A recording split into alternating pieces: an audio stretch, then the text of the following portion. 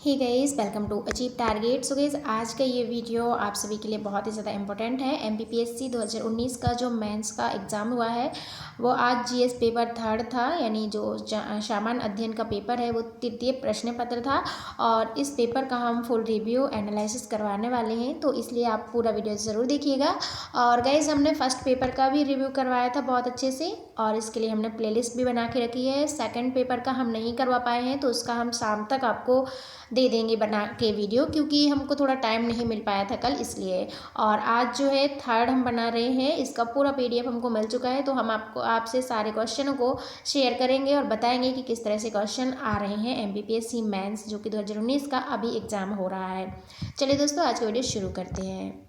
तो गाइस, यहाँ पर आप देख लीजिए, ये है जीएस पेपर थर्ड, आज का ही पेपर है। और मैंने आपको कल ही बता दिया था कि 3 घंटे का समय होता है। खंड आ एवं खंड बा, सेक्शन ए सेक्शन बी में ये जो है होते हैं पेपर होते हैं 2 खंड में, और 150 मार्क्स के दोनों पेपर होते हैं, 300 टोटल मार्क्स होता है, ठीक है।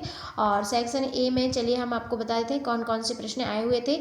आज हम सिर्फ प्रश्नों के बारे में ही जानेंगे, ये आपको नहीं बताएंगे कि किस तरह से प्रश्न होते हैं, लेकिन सिर्फ इतना जान लीजिए, अति लघुत्तरीय होते हैं, लघुत्तरीय होते हैं, फिर दीर्घोत्तरीय होते हैं, ठीक है। तो ये पहला क्वेश्चन का पहला हम देखते हैं कौन सा क्वेश्चन आया था। तो ये आया था, जिप्सम तथा प्लास्टर ऑफ पेरिस में क्या अंतर है, ये अंतर पूछा गया था। सेकंड क्वेश्चन था कि एक रेलवे प्लेटफॉर्म पर एक कुली अपने सर पर 30 किलोग्राम वजन रखकर चल रहा है, तो कुली के द्वारा किया गया कार्य कितना है, एक ये क्वेश्चन भी आया था। तीसरा क्वेश्चन आया था कि जलकुंभी यानी जल की सतह पर क्यों तैरती हैं, तो ये क्वेश्चन भी आया था। और गाइस, ये आपको बता दें, जो ये क्वेश्चन है 3-3 नंबर के होते हैं, और इसमें 15 क्वेश्चन होते हैं, इसलिए 15 या 45 नंबर का ये पहला क्वेश्चन होता है। और साथ ही गाइस, आपको बता दें कि थोड़ा सा हमारा तबीयत अभी डाउन चल रहा है, इस वजह से आपको हो सकता है मेरी वॉइस टोन भी अच्छे से क्लियर समझ में ना आ रही हो, इसके लिए मैं आप सभी से माफ़ी चाहूँगी। लेकिन मैं यहाँ पर क्वेश्चन का रिव्यू करवा रही हूँ, इसलिए मुझे बोलना तो पड़ेगा ही, अब आपको इरिटेट करे या ना करे। तो इसका फोर्थ क्वेश्चन था जो कि 2 खिलाड़ी यानी संगीता और रेशमा टेनिस का एक मैच खेलते हैं, और यह ज्ञात है कि संगीता द्वारा मैच जीतने की प्रायिकता 0.62 है, तो रेशमा के मैच जीतने की प्रायिकता क्या होगी। ये कुछ क्वेश्चन मैथ से भी आ रहे हैं, आप लोग देख लीजिएगा, ठीक है। और क्योंकि उसी का ही पेपर था, और एक खिलौना कार का विक्रय मूल्य 540 रुपये था, तो एक दुकानदार ने उसे 20% लाभ पर बेचा। खिलौने का क्रय मूल्य क्या था, ये क्रय विक्रय मूल्य पूछा जा रहा है, जो कि आपका जो क्वेश्चन है प्रॉफिट एंड लॉस से आ गया है। यहाँ पर 6 नंबर क्वेश्चन था कि समलंब के आधार एक खेत का क्षेत्रफल 480 मीटर स्क्वायर है, तो 2 समांतर भुजाओं के बीच की दूरी 15 मीटर है।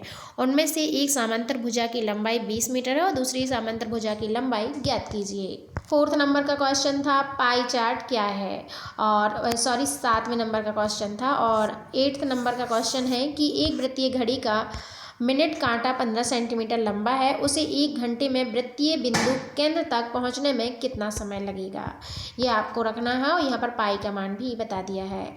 9वें नंबर का क्वेश्चन था राष्ट्रीय बौद्धिक संपदा नीति के भाग लिखिए। 10वें नंबर का क्वेश्चन था परिजीवी जंतु किसे कहते हैं, उनके बारे में।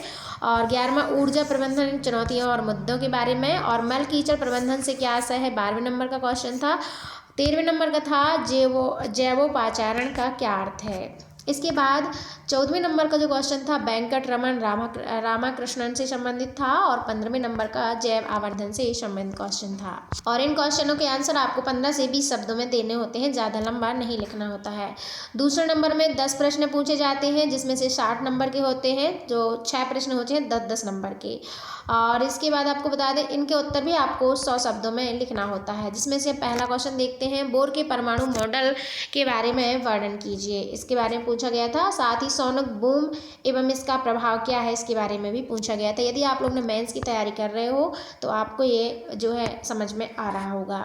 इसके साथ 30 नंबर का क्वेश्चन था कि ठोस से बने 3 घनों जिनकी भुजा क्रमशः 30 सेंटीमीटर, 40 सेंटीमीटर, 50 सेंटीमीटर है को पिघलाकर एक घन बनाया जाए, तो नए बने घन का कुल सतह क्षेत्रफल क्या होगा। माइटोकॉन्ड्रिया पर भी पूछा गया, एक टिप्पणी लिखिए। और 5वें नंबर में पूछा गया कि एक कक्षा में छात्राओं का परसेंट विद्यार्थियों की कुल संख्या का 40% है एवं इनकी संख्या 22 है। तो कक्षा में छात्रों की संख्या से अनुपात ज्ञात कीजिए। मतलब रेशियो से भी क्वेश्चन आया है, प्रॉफिट एंड लॉस से भी आया है, टाइम एंड वर्क से भी आया है। और यहाँ पर 2 अंक की संख्या के अंकों का योग 9 है। जब अंकों को हम परस्पर बदलते हैं तो पाते हैं कि परिणामी नई मूल संख्या क्या है और 27 से अधिक है, तो 2 अंकीय संख्या क्या होगी। यहाँ पर प्रायिकता से भी प्रश्न पूछा गया है, आप इसको भी पढ़ के जाइएगा। 7वें नंबर का क्वेश्चन था कि सुदूर संवेदन एवं इसके प्रकार और उपयोगिता को समझाइए। 8वें नंबर का क्वेश्चन था कि जीवाश्म ईंधन क्या होते हैं, इसके नुकसान के बारे में लिखिए।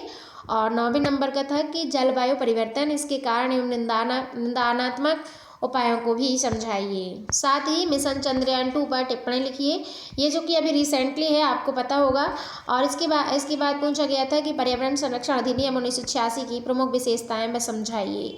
बीटी फसल पर टिप्पणी लिखिए। और इस के बाद 3 नंबर का प्रश्न है जो कि आपको 3 शब्दों में उत्तर देने होते हैं। और ये 3 प्रश्न 45 नंबर के होते हैं। 15 नंबर का एक प्रश्न होता है, लेकिन कुल प्रश्नों की संख्या 3 होती है। तो यहाँ पर एक प्रश्न पूछा गया था सारणी के रूप में कि ध्यानपूर्वक अध्ययन करके नीचे दिए गए प्रश्नों का उत्तर दें। मुक्केबाजी खिलाड़ियों का परसेंट पुरुष महिला खिलाड़ी का यहाँ अनुपात दिया है। आपको यहाँ पर परसेंटेज, फिर यहाँ पर कुछ क्वेश्चन लिखे हैं, उनके बारे में आपको बताना है। तो यहाँ पर आपको क्वेश्चन दे दिया है, फिर आंसर के लिए आपको बताया गया है कि कुल खिलाड़ियों की संख्या ज्ञात कीजिए, कुल महिला खिलाड़ियों की संख्या ज्ञात कीजिए, किस खेल में सर्वाधिक पुरुष खिलाड़ी ने भाग लिया उसके बारे में लिखिए। साथ ही स्क्रूनर में पुरुषों की भागीदारी यानी कुल महिला एवं पुरुष के खिलाड़ियों का कितना परसेंट है, ये भी आपको लिखना है। और मैंने कल भी आपको बताया था कि हिंदी और इंग्लिश दोनों लैंग्वेज में पेपर आता है। आप जिस भी लैंग्वेज को पसंद करते हो, जिस भी लैंग्वेज में आप पेपर देना चाहते हो, दे सकते हो।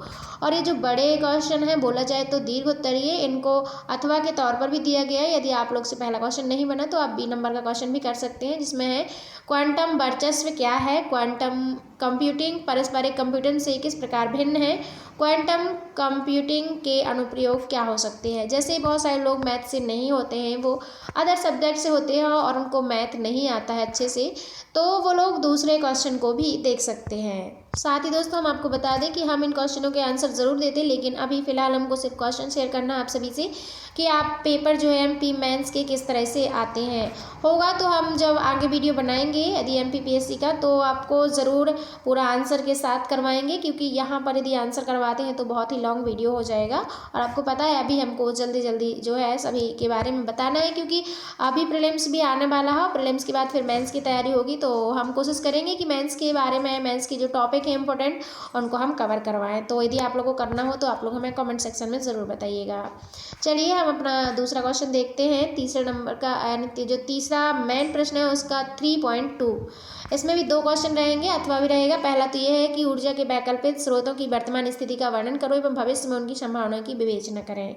या फिर ये क्वेश्चन भी कर सकते हैं, विज्ञान एवं तकनीकी का सामाजिक और आर्थिक विकास में अनुप्रयोग समझाइए, इसको उदाहरण दीजिए। जो भी क्वेश्चन आपसे बनता हो आप कर सकते हैं। तीसरे नंबर का क्वेश्चन था यानी 3.3 का कि अंतःस्रावी ग्रंथियों से क्या समझते हो, इन ग्रंथियों को से स्रावित होने वाले हार्मोन्स के कार्यों को संक्षेप में वर्णन कीजिए। या फिर निरंतर उत्पन्न किए जा रहे फेंके गए ठोस कचरे की विशाल मात्रा का निस्तारण करने में क्या बाधाएं हैं, हम अपने रहने योग्य परिवेश में जमा होते जा रहे हैं, जहरीले अपशिष्टों के सुरक्षित रूप से कैसे हटा सकते हैं, इसके बारे में बताया गया है। ये अभी हमने सेक्शन ए को पढ़ा, जिसमें हमने 3 क्वेश्चन, तीनों के पॉइंट वाइज पॉइंट देखे। अब हम सेक्शन बी को भी ठीक उसी तरह से है। ये भी आपका 150 का होता है, 150 का वो होता है, ठीक है, 150 का ए खंड होता है, 150 का बी खंड का होता है। इसमें भी 15 प्रश्न आए हुए थे। हम प्रश्नों के बारे में आपको बहुत अच्छे से बता रहे हैं और आगे आने वाले समय में भी इसी तरह से क्वेश्चन आने वाले हैं, इसलिए आप इन क्वेश्चनों को देखने के बाद कोशिश कीजिएगा खुद से ही आंसर ढूंढने के और अच्छे से समझने की, और आंसर राइटिंग ज़रूर कीजिए, क्योंकि मेंस के लिए आंसर राइटिंग बहुत ज़्यादा ज़रूरी है।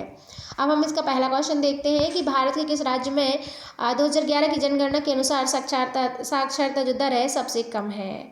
और सेकंड नंबर का है जीडीआर से क्या अभिप्राय है। तीसरे नंबर का क्वेश्चन था कि न्यूनतम समर्थन मूल्य से आप क्या समझते हो। अगला था भारत की राष्ट्रीय आय में अर्थव्यवस्था के किस क्षेत्र का हिस्सा सबसे अधिक है। 5वें नंबर का था कि अवमूल्यन से आप क्या समझते हो। 6वें नंबर का था कि ट्रिप्स क्या है। 7वें नंबर का राष्ट्रीय आय को मापने की कितनी विधियां हैं। 8वें नंबर का सकल घरेलू उत्पाद में आपका क्या आशय है। और 9वें नंबर का था स्टार्टअप ऑफ इंडिया कार्यक्रम क्या है। ये आपको बहुत अच्छे से पढ़ना होगा और अभी रिसेंटली क्वेश्चन है ना। अगला था प्रच्छन्न बेरोजगारी क्या है। और 11वें नंबर का था सुरक्षित भंडार यानी बफर स्टॉक क्या है। और 12वें नंबर का था पूंजी उत्पत्ति अनुपात से क्या आशय है। 13वें नंबर का था सापेक्ष गरीबी क्या है। 14वें नंबर का क्वेश्चन था कि उदिता योजना क्या है, इसके बारे में आपको लिखना था। और 15वें नंबर में लिखना था कि भारत में नेशनल इंस्टीट्यूट ऑफ वायरोलॉजी कहाँ पर स्थित है। और इन सभी के आंसर जो है आपको 15 से 20 शब्दों में लिखने होते हैं। सेकंड नंबर का जो प्रश्न होता है इसमें 6 प्रश्न होते हैं, 10-10 नंबर के होते हैं, 60 नंबर का होता है। और इसमें आपको 100 शब्दों में आंसर करना होता है। जिसमें से पहला क्वेश्चन था कि आत्मनिर्भर भारत अभियान के प्रमुख स्तंभों के बारे में बताइए। और दूसरे नंबर का क्वेश्चन था कि मध्य प्रदेश के विनिर्माण क्षेत्र के विकास में आधारभूत ढांचे की कमी के कारणों का उल्लेख कीजिए। तीसरे नंबर का था कि वैश्वीकरण से भारतीय अर्थव्यवस्था में संपोषणीयता में वृद्धि हुई है, इसके संबंध के बारे में आप अपने विचार लिखिए। और चौथे नंबर का क्वेश्चन था कि राष्ट्रीय आय लेखांकन का महत्व बताइए। 5वें नंबर का क्वेश्चन था कि भारत में गरीबी मापन हेतु तेंदुलकर समिति की प्रबंध रंगराजन समिति से कैसे भिन्न है। और 6वें नंबर का था कि सेवा क्षेत्र दृष्टिकोण का मूल्यांकन करते हुए ग्रामीण ऋण पर इसके प्रभाव बताइए। और 7वें नंबर का क्वेश्चन था भारत में मौद्रिक प्रसारण प्रभावी क्यों नहीं है, इनका भी मूल्यांकन कीजिए। 8वें नंबर का क्वेश्चन था कि विशेष आर्थिक क्षेत्र यानी औद्योगिक विकास विनिर्माण और निर्यात हेतु एक इंजन होता है, इसकी विवेचना कीजिए। और 9वें नंबर का क्वेश्चन कि मध्य प्रदेश के कृषि विकास में उद्यानिकी की भूमिका की व्याख्या कीजिए।